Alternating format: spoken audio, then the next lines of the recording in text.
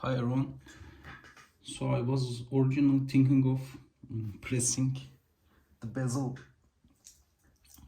with a 36mm die when the crystal was on. In theory it works here, but it's a bit risky because if you place a crystal inside the die, it's barely enough space, barely enough clearance. And the crystal I'm going to use is actually a bit higher than regular 5022s. It's almost like a 5118, but these differ in size from manufacturer to manufacturer. And later on, before going to sleep, I was thinking of pressing it with a 34mm die, but after a good night's sleep I decided to actually press it by hand, and this seems the safest because if it doesn't engage properly it could maybe damage the bezel.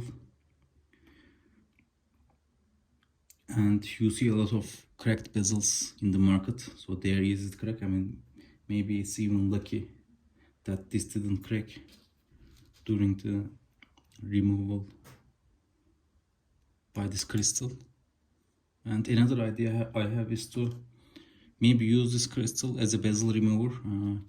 Maybe if this crystal is pressed on a crystalless case, it can actually function as a bezel remover as well, because it's just slightly larger than the case clearance and it latches onto the bezel and potentially applies even pressure as well.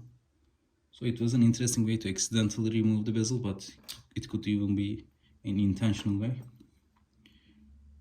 Anyway, onto the bezel pressing. So basically I have it secured on one side and I'm moving here, and you heard the click. It's now in place. So it's a very easy process to press it, and after it's pressed you can barely tell it's even a removable bezel. So right now my conclusion is that you should just press it by hand, secure it on one side and get it on there, because if you press it while it's not perfectly seated, there's just 0.01 millimeter of an error rate there. It could be damaging to the bezel, and maybe it's one of the causes that of those cracked bezels you see on watches. And another reminder is to check for cracked bezels. They are common, maybe 5%. Yes, I think maybe less than 5% of watches have cracked bezels, and you sometimes can not see them, especially if the watch is dirty. They sometimes go unseen. And while we're at it, I think it might be a good idea to press this crystal as well and complete this case.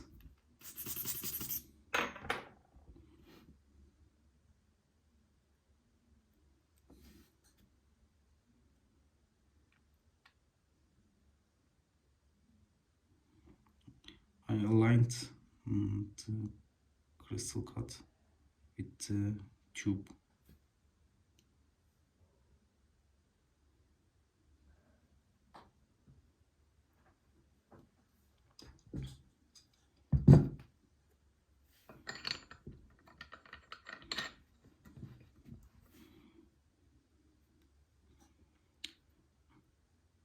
I always check that the crystal is evenly sitting on the case. And then a second thing to check is the perfect seating at the die, because sometimes it can sit there unevenly as well.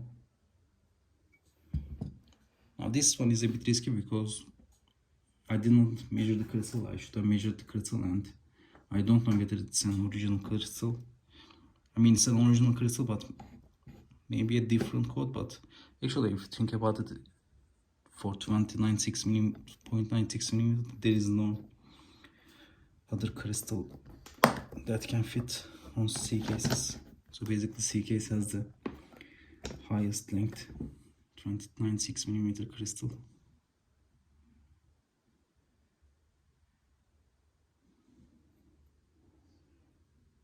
It is a perfect fit. I mean, you can see an even gap here, but it's like less than 0.01 millimeter, and it's uniform, so I guess it's related to the crystals wear. So this is it, a successful bezel reinsertion and crystal press.